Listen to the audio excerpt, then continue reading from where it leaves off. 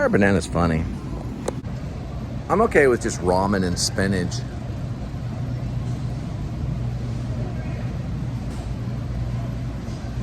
Probably colanders. Colanders. Or whatever you say, collard. Where's the spinach? Oh, this is collard. This is a... Spinach is down this way.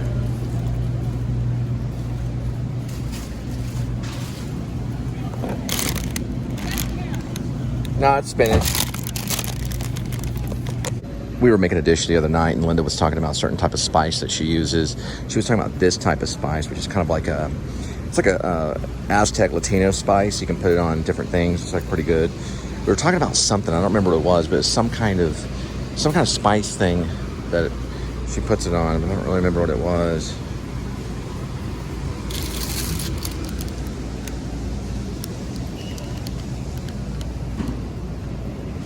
Found some with California Kitchen on it. Let me see what you're talking about. Oh yeah, it's California Kitchen. Yeah, cool. It's barbecue ranch. Oh, it's Caesar. Oh, $3.47. Oh, that's interesting right there. Oh yeah, see this Caesar California Kitchen. You can do ranch. Oh, and Thai. California Kitchen for Thai right there. California Pizza Kitchen. Linda used to work for California Pizza Kitchen. And there's Caesar barbecue ranch, Thai. Oh, this looks really good. Barbecue ranch, everything. It's only $3.47. That's a good price too. Looks like we might have chili tonight. We're gonna do some chili.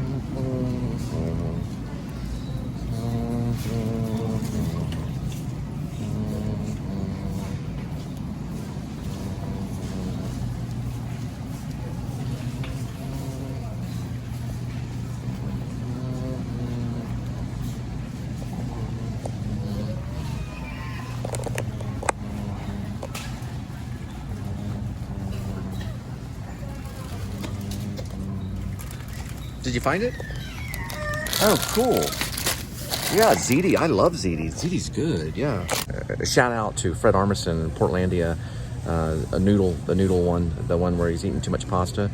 Well, he's addicted to pasta. We're gonna have ziti. He had pasta the other night and pasta before that. A lot of pasta. We're gonna do ziti right here, so. Put a tomato on it.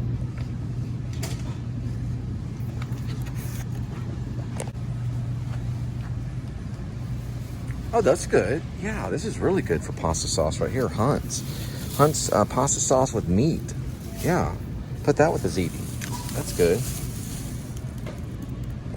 Well, they don't look all that good. So you're going to do chili potatoes, ziti, or just the ziti and the Hunt sauce? Well, it was going to be chili spaghetti.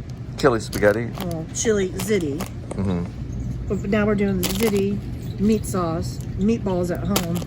And now the chili with beans, by great value, Put a tomato on it. will be on a potato, but the potatoes don't look too good. Put a tomato on it. So we'll just save that chili. I had one over here, over there, and one of the workers took it and put it on her car. Put a tomato on it. What were you asking again? What should we do with the chili? The chili? Put a tomato on it. I think we should put a tomato on it. Put a tomato on it. Yes, put a tomato on it. Put a tomato on it. It's okay, we'll do chili rice. Put a tomato on it.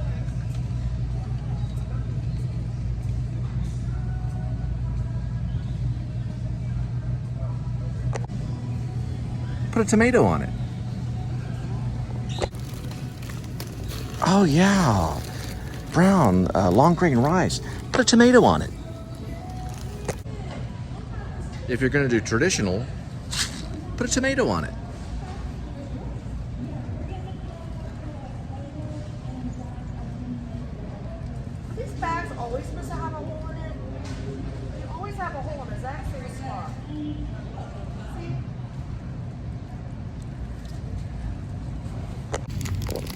And it just makes it look like it. What is it you're looking at? It always has a little spot right there. Is Put that a tomato on it. Oh, why do they always have holes? See if that one does. That one's good. Mm-hmm. See that one's like another over hole there. right there. Yeah, I did see that. Put a tomato on it. Put a tomato on it.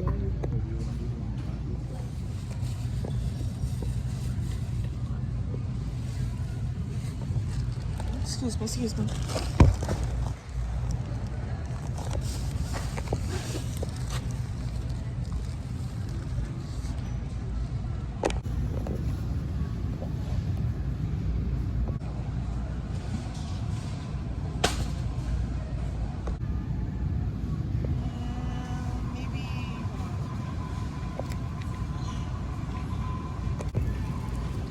Put a tomato on it.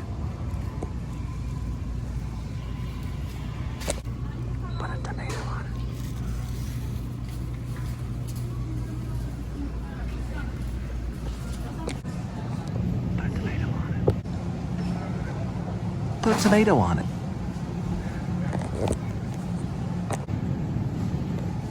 Put a tomato on it. Put a tomato on it. It's actually called the Member Fast Lane, but anybody can join it.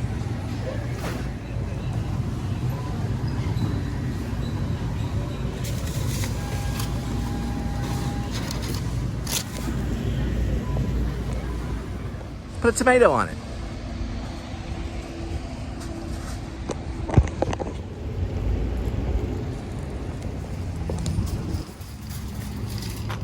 Put a tomato on it. Score! Put a tomato on it. Coffee. Can't really read it. It's 2:39. I mean, that thing is just a rolly.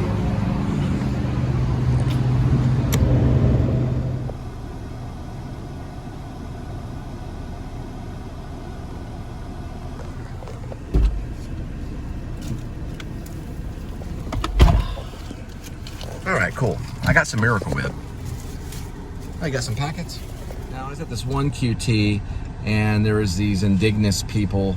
They were like had their whole cooler under the ice, and they were getting ice, and like a lot of ice, not just like a little bit of ice, but a cooler. You know, like one of those beer coolers. It was like filled with ice, and they were getting it in the ice machine. You know, like you do with a hotel, but they were doing it at the QT. And I asked them. I said, is that free? Ice? And they said, yeah, it's free. They were just getting ice. Like tons of ice. It was hot, like over 105. I guess they didn't care, but they run out of ice there sometimes when you're trying to get ice. But they didn't say that they cared. You know, they weren't really, I thought they charged for like a cup of ice. They're talking about Chili's. Yeah. She's boycotting Chili's. That'd be weird if all the waiters went on strike. That would be, the restaurants would go crazy. You know, they want like $10 an hour plus tips. That'd be a lot. Once in a while when I, stop by Walmart, I always get like one of these egg rolls. These egg rolls are really good right here. Oh, QT doesn't have egg rolls. No, QT, oh yeah, you're right. I forgot the egg roll sauce. I used to have soy sauce there back in the day. Yeah, you're right. They do have sweet and sour sauce. Yeah, they do have it. So far, he's under 50,000 views, but there is German in Venice and his vlog, his video log about AFTRA and SAG striking. So AFTRA and SAG, let's see if I can show it right here. Hollywood actors and writers SAG-AFTRA strike 2023. This is his best video yet. It's a very good video, and it's under GIV with German in Venice, and he's been there for like 30 years, and he's talking about how they're striking. Now, when I first went to Hollywood in 1999, there was a strike on for writers and actors, so they were both striking. Now they're doing it again, and it's been 22 years, about 22 years later, and they're striking again. So it's a pretty big deal. And they want to kind of confront issues like AI, artificial intelligence. They want to confront issues that are going on within streaming and things like that, so writers get more credit. Now the actors have joined the writers in the strikes. It's pretty cool. This October, I am sending a screenplay to Hollywood in October to Grim Life Collective, doing a werewolf movie, and I might actually ask German in Venice to participate, because he's did a little audition piece in this particular vlog. He did a piece where he auditioned, and I thought it was pretty cool. I think he's a very good actor. So we're on July 20th, and it has been probably about maybe 20 years since I've been to Hollywood. I never moved into Hollywood, but I did live in Long Beach, California. And I did work for a company called Go Between. And Go Between was a packaging company. They also did mail delivery, and they would deliver mail for actors, producers. I one time delivered Molly Ringwald's paycheck from 16 Candles. She was also in Breakfast Club. At the time, she was working on a Stephen King project known as The Stand. And I was also had delivered a notice, or it was like a paycheck to Ellen Burstyn, who she had a place in Santa Barbara, I think. And that was when I got fired, because I got really excited because Ellen Burstyn had just done the movie Requiem for a Dream, and I was a big fan of hers. I ended up meeting her at the Actor Studio. Well, I had her package, and I didn't have GPS, so I used Mapsco. I used one of those Mapscos that you would flip through. And I'd had the Mapsco on my lap, and I looked at her address and saw that it said Santa Barbara on it, but it was actually going to her agent's office, which was in the heart of Los Angeles, was right there, you know, like off of Melrose or something like that. Or some inner city address, which was they had two addresses. They had her home address, and then they had another address. So I was headed to her home address, which is in Santa Barbara, I guess, to drop off the mail. And then I got the page to come in. And so when I went in the office, the guy looked a lot like John Malkovich inside the Go-Between office. It was like a packaging delivery company. And he reminded me of John Malkovich, but like a skinnier version of John Malkovich. And I did not want to leave that job, because I had to have something at that time. And it took him a little while to get me out of the office, because I knew I could do it. I knew I could do the delivery job. I knew I could do well. And the only problem is I did not have GPS. So I think that was probably one of the reasons because they did have GPS back then. It's just a very different type of GPS. And they used a system that you could get at Walmart or Best Buy. I think a lot of them got them at Best Buy. And it had a pre-mapping system in it. So the map was already calculated in there. You just pressed the buttons and it would show you how to get around town. And I mean, these guys were living on high life. You know, all the actor guys that I knew at the time that were working, that I knew, I had worked with some out in Calabasas in community theater. We were doing like Shakespeare. They had that job, the Go-Between. I ran into a couple of them, but they also had the GPS system, which was basically like a mapping system. So they were able to keep the job longer than me. You just couldn't keep up with the Mapsco. It took too much time. You had to pull over, find out where you were. It was very difficult to do. So basically I was a little too slow. I didn't leave though immediately after I lost that job, Go-Between. I continued to stay there. I did telemarketing work, and I worked for the LA Philharmonic when I sold tickets for the Hollywood Bowl. And I also worked for the Music Center in Los Angeles, where we raised money to help the Disney Center. They had a Disney amphitheater that had these buildings that looked like ship sails, you know, like when a ship is sailing at sea. You know, the things that wave. They had a building that looked that way, and they had a model. They were in the process of building that. Now that building is constructed now, but at the time we were actually responsible for raising money so that building would be constructed in Los Angeles. So we raised quite a bit of money, and I got a small paycheck. I was so poor at the time that I had to dig through the freezer at work and find what people had left over that, you know, that was pretty much something they were about to trash. And then I would microwave it and eat it sometimes. I did get a little bit of trouble for doing that because I microwaved someone's lunch, but not a lot of big trouble or anything. While I was working there, I did land the postgraduate position at the Actor Studio Drama School as a student, and I was headed off, you know, to New York. I had already decided to go to New York, and I told the manager there that I was, you know, going to be leaving and flying to New York City. And it was very rough. It was very hard to live in Los Angeles. It was even, you know, I would say it's even rougher in New York City. But it was very, very hard in Los Angeles because you're in your car quite a bit and you're kind of stuck there. You know, actor's life in Los Angeles, if you're not a movie star, you're basically stuck in a car, like driving around, going to auditions or doing work from your car or whatever it may be. Now, if you're a movie star, then you're being chauffeured around by a limo or whatever. There's a lot of area to cover in California. So a lot of people in cars. It's a lot of driving around. But finally, you get to the audition, and it's kind of a lonely life a little bit. You don't see anyone for a long time. And then finally, you sit down at the audition, and that's when you meet somebody. You know, you get to talk to somebody. You get to see eyeballs and listen to ear, or you get to look at ears and mouths. You know, you get to see the human aspect of life because you're just waiting. You know, like driving around and, you know, going back home and maybe writing or reading a story or a book or watching a television show or watching a movie. You spend a lot of isolated time thinking and planning your next move and auditioning as an actor. Then finally you get to sit down in front of an agent and talk to a real person, or you get to sit down with a producer and you get to have like a real conversation, or you get to sit across the table from an actor on doing a reading, or maybe you get to do a scene with an actor, and that's when your, you know, social life kind of kicks in a little bit, because you don't have a lot of time to go out and have fun with friends and stuff, because it takes so much concentration to just get an audition. Now I'm going to transition over to SAG and after striking, and I just watched a German in Venice vlogging that, you know, like giving information about that. Now that had just come to a close when I had landed there in 2000, almost 2001. I landed in December of 2000. So it had turned 2001 when I was there. So the strike had just ended and everyone had gotten back on board.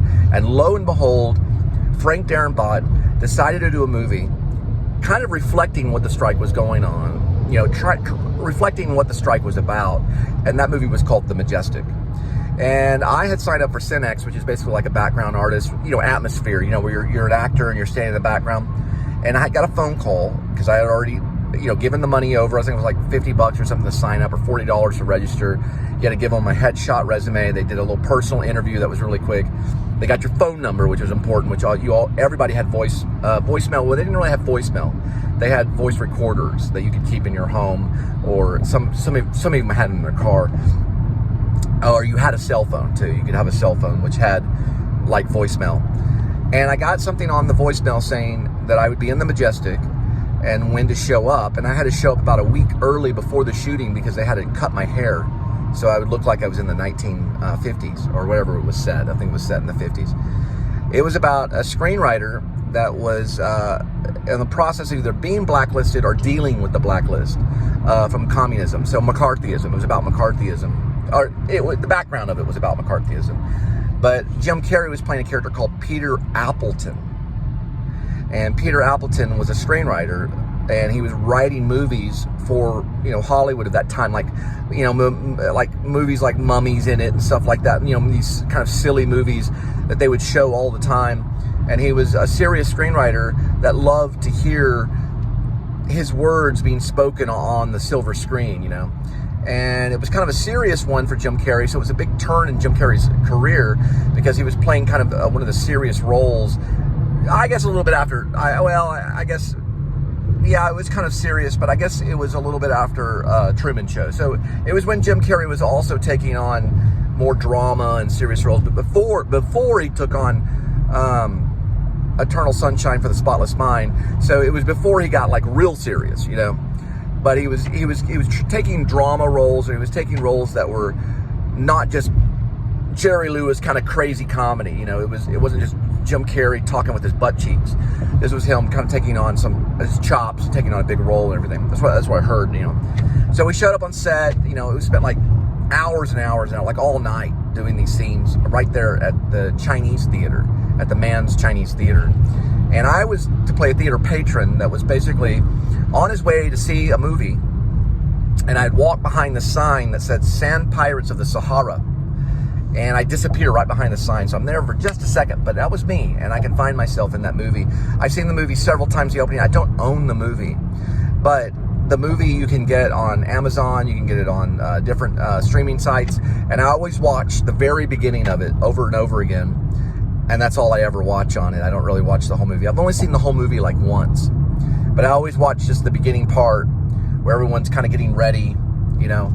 And it's just an interesting thing because it totally fit my experience at the time as a young actor, challenging the biggest giant in an actor's life, which is Hollywood. You know, it's a giant right in the traffic.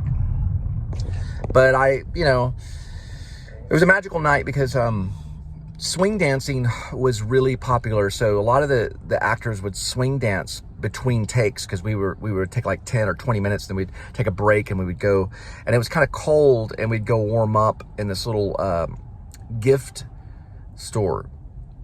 It was like a place where you'd buy a t-shirt that would say, you know, Hollywood on it or something, or Marilyn Monroe, or it'd show a photo of Jimmy Dean, or James Dean. You know, it was like an old, it was like a gift store that revealed old time Hollywood. Maybe a photo of like Brando would be on the wall or something. And we walk in there, and it was being warmed by one of those lights. You know, those giant lights were right next to it, and heat was coming off that light. So the light would go into the gift store. So all this like light would come in, and then it would turn because it was being used for the movie. And at the time, it was just generating, you know, and making a generator sound. So some of that warm air would blow into that gift store, and we'd go inside the gift store and we just kind of warm up there before takes, because it would get kind of cool in the middle of the night. And then we'd get back to places. Frank Darabont would get in, you know, where he was behind the camera, and he would tell us, one of us had a personal word when we started to move. And he would point where we would move from one point to another area so that we wouldn't move all at the same time. Mine was something like clouds or something. Another person was sky. Another one was thunder. Another one was lightning. So Frank Darabont was walking behind the camera going thunder, sky, lightning, you know, all this stuff. And we would move when our code word or our word would tell us to move. So we'd wait, and I'd hear cloud, and then I would move, you know, whatever my word, I don't remember what it was, but whatever it was at the time, and then I would move right behind the sign, and the camera was moving, and I nailed it each time. I think we did like 2 or 3 takes. I did end up on the screen, and then we brought everything inside the Chinese theater, or the Man's Theater, or the TCL Theater, and we would sit down and pretend like we were watching a movie. And a lot of times the screen was blank, and we would sit there and eat this like candy popcorn. So they gave us this popcorn that was coated with candy. I think some people had sodas and stuff, like these little soda things. I only had the popcorn.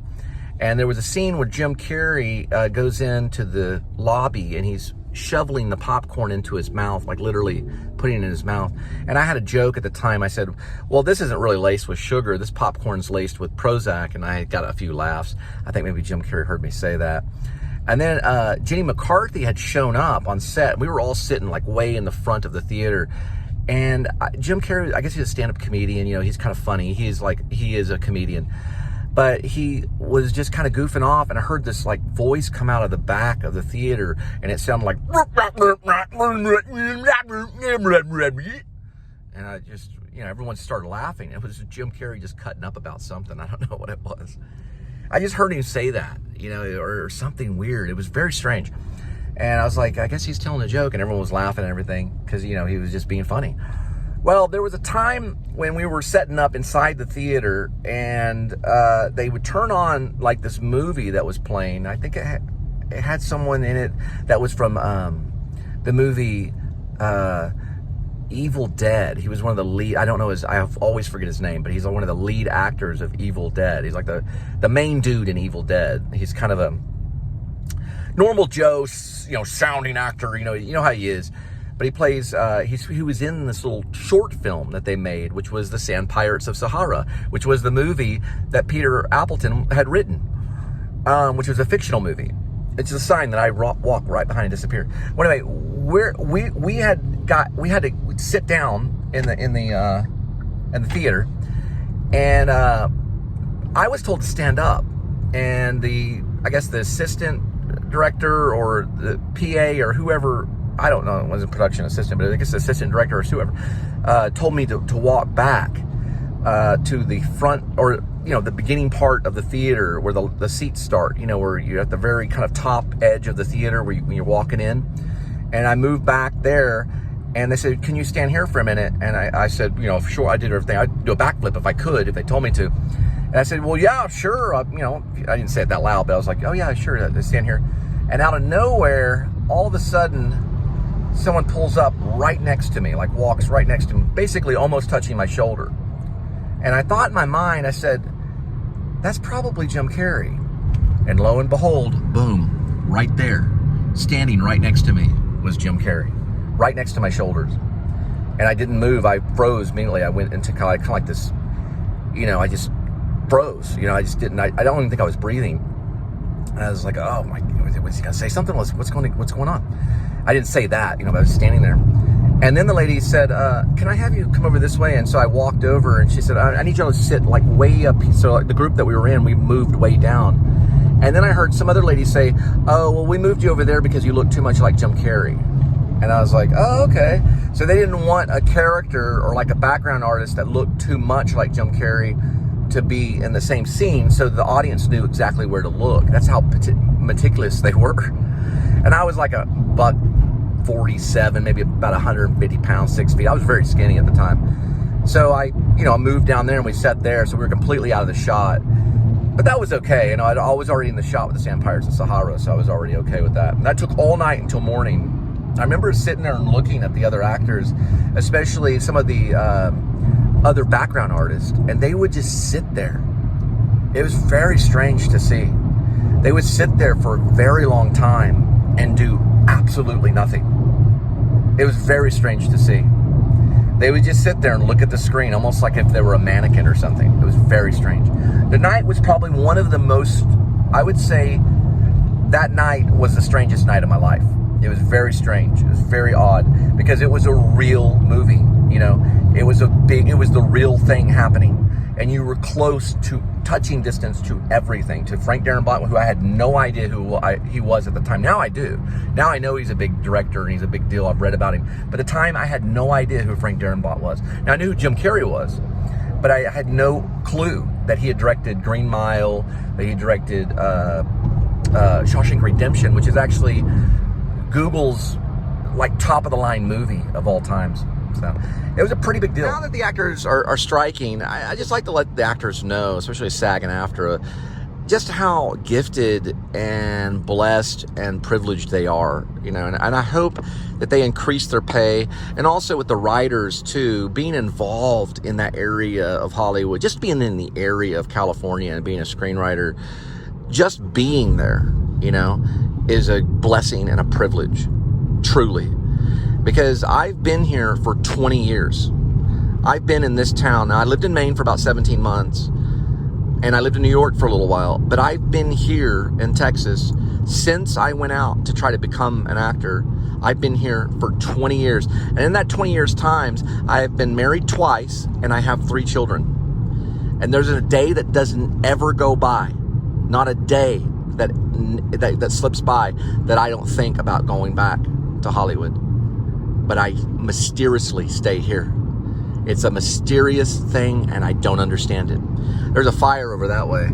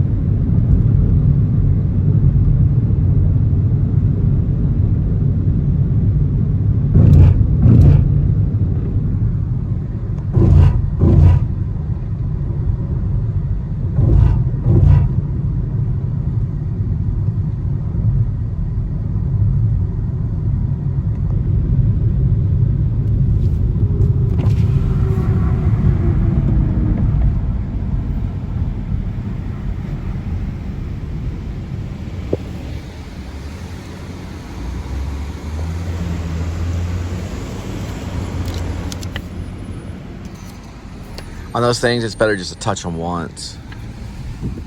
Because if you sit there and touch them over and over again, it kind of lags it. So you just tap it one time and it comes out really quick. You sit there and, play Space Invaders with it. It takes a little bit longer. Looks like I got a message coming through.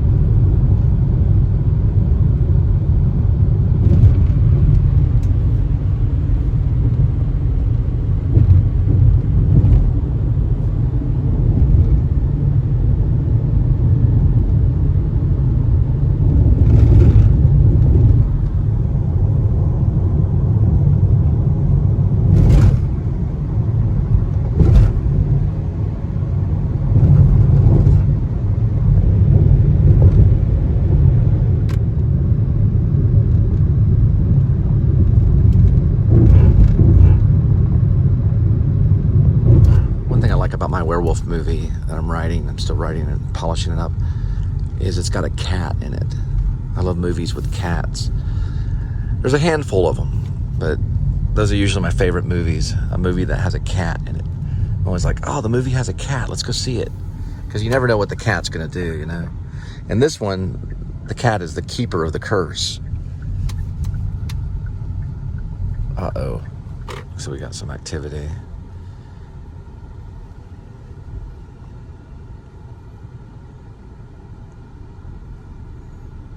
Huh, something went down.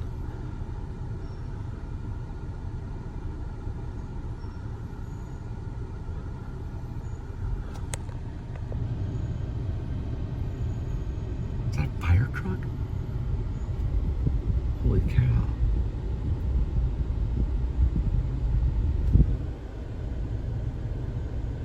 Yeah, they have their own fire department, DFW, and their mobile unit too.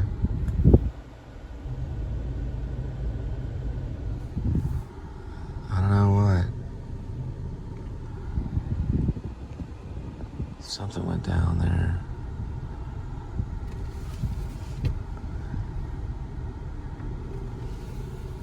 You know what the temperature was? Like 100?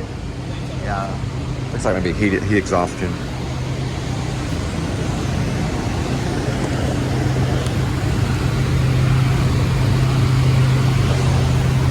Definitely heat exhaustion.